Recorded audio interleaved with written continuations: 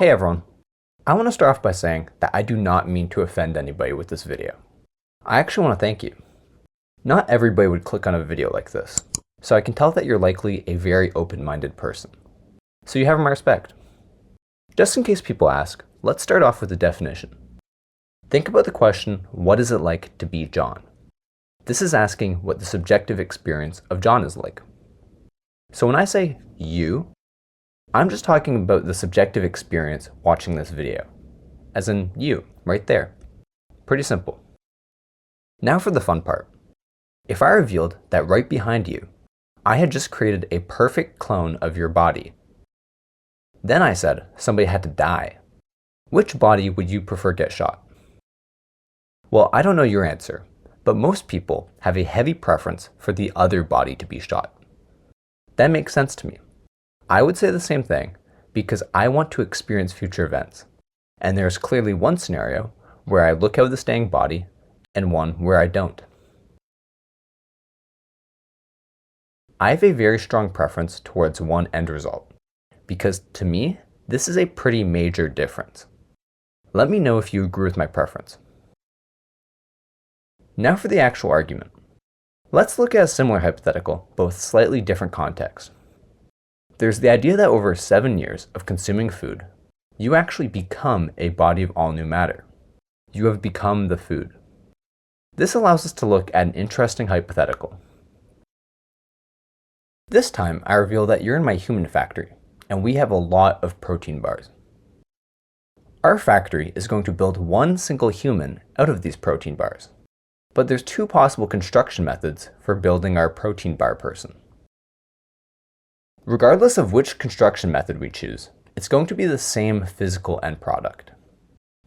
It's kind of like if I bought parts for a chair and had two different methods for putting the chair together. But either way, it's going to physically be the same chair.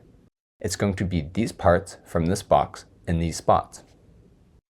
In the human factory's case, it will either way be these protein bar atoms in this exact composition, in this exact location, walking away at one specific time.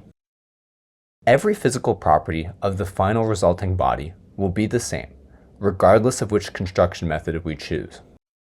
It won't even be different instances of carbon. It's going to be these exact protein bars used either way. Then everything else currently within our science facility will be incinerated. And just for fun, the burned ashes could be sent into a closing black hole because Stephen Hawking believed black holes can destroy matter/information. Now, if both construction methods have really the same physical end result, you would expect people to not have a preference towards one end result over the other. But surprisingly enough, if you agreed with the intro hypothetical, you will probably have a heavy preference towards one end result. At least I do. Now I know what you're saying. How could that be? No way. Why would you prefer one end result over the other if it's physically the same outcome? Is there something besides the physical to make that preference rational? Let's look at what the two construction methods are. Method 1. You consume the protein bars for 7 years and become a body of all new matter. You've absorbed the protein bars and become the protein bar man. You then walk out of the science facility, leaving everything behind to be incinerated. Method 2. You live off of other food for 7 years, then we take the protein bars you would have eaten and instead directly build protein bar man. We build him with the same composition, atoms, memories, location, and time that would have resulted from the first method. Then we release him, incinerating everything left behind. Both possible humans have the same physical attributes, but something about the two possible bodies seems different. We once again have the same difference from the intro hypothetical. I feel like it's pretty clear that in one scenario, you look out the final body, and in the other, you don't. To me, this is once again a pretty major difference. I have a very heavy preference towards one final result over the other, despite it being physically the same end product. If only the physical exists and the resulting bodies are physically the same, you would expect everything about the final bodies to actually be and emerge the same. But that doesn't seem to be the case. Another way to explain it is that usually any difference between two results can be traced back to a difference stored in the final particles. If there's a difference in gravity, then, oh hey, these particles have different locations. I'm proposing a difference between the bodies that simply can't be linked to a stored difference in the final body's particles.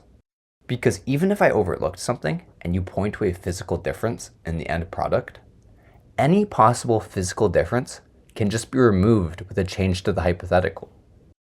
If the difference can't be stored in the final body physically, then it must be stored in something besides the physical.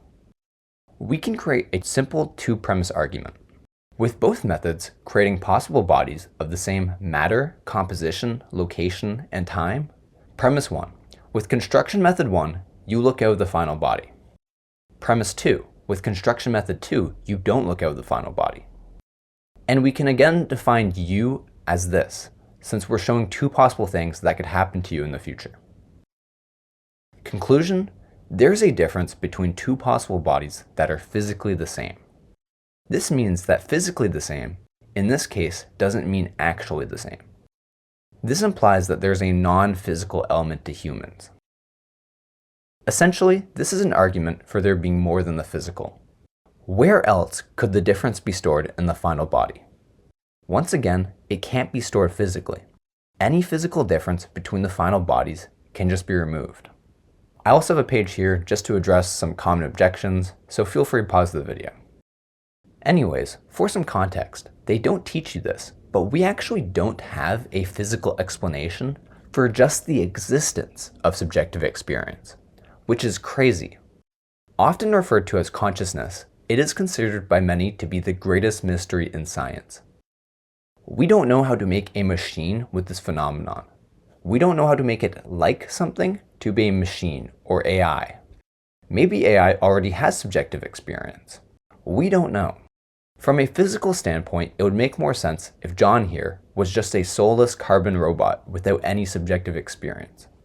Anyways, I was already convinced that subjective experience came from the soul or something non-physical, but this almost confirms it for me.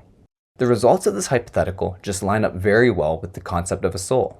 This would justify my preference between the two end results, because despite the final bodies being physically the same, in one method it would have my soul, and in the other it wouldn't. This is where I believe the difference is stored in the final bodies. Where else can the difference be stored in the final body? Oh hey, realistically, many people are going to reject this video, and even write long comments. Well, you know what? I perhaps even agree with the stuff they're writing. The thing is, most comments likely won't conflict with the core of my argument. What I want to know is whether you agree with premises 1 and 2. Because this is the heart of the debate. Is there this difference or not? Something that, in my opinion, is a pretty major difference. If someone is really adamant about keeping their purely physical worldview, then they really need to disagree with premise 1 or 2. Since they believe only the physical exists, then physically the same needs to mean actually the same. They need to remove the difference and disagree with one of the premises. Let's see what that might look like. They can disagree with premise 1. Perhaps you don't actually experience future events, and you don't look out of either final body. Or they can disagree with premise 2, and perhaps say that your subjective experience transfers to the clone upon death. I personally think disagreeing with either premise is a little absurd. Let's also ask a bonus question. If only the physical world exists, and both results are physically identical, then it would be irrational to have a preference between the physically identical end results. But do you truly believe it's irrational? Do you not prefer one final outcome over the other, despite it being the same physical final result? Should someone equally anticipate eating dinner on Friday when the body they look out of is burned alive in one scenario? If you preferred an outcome in the opening hypothetical, then you should also have a preference in the final outcome here too. They're very similar hypotheticals. I just don't find the purely physical worldview convincing here. If you agree that the non-physical exists, I have one last bonus question. Why is a physical being, like my body, aware of the non-physical existing? What causation could tie the existence of the non-physical to something like a robot or a human being aware of it? I would say that intelligent design is the most likely option. But overall, the main point is, if someone is going to disagree with the core of this video, I want them to tell me which premise they perhaps disagree with. The crazy thing is, this isn't even my favorite argument. If you want to see my second argument that I believe proves humans are intelligently designed, click the link in the description. I think it would be worth it. Overall, I believe concepts like intelligent design, souls, and the non-physical don't fit very well with the standard atheist worldview. If you're curious about my faith, I personally find the evidence for Christianity to be the most compelling. If you're interested in Christianity, I would recommend that you try going to a church this week, preferably a church that actually preaches the gospel and uses the Bible. Try also reading the gospel, the first 4 books in the New Testament. I've linked it down below. I really think it might change your life and have eternal implications. I really wish the best for everyone watching this. I understand that religion is universally the least likely topic for anybody to change their mind on, but I would like to at least thank you for taking the time to listen. So thanks.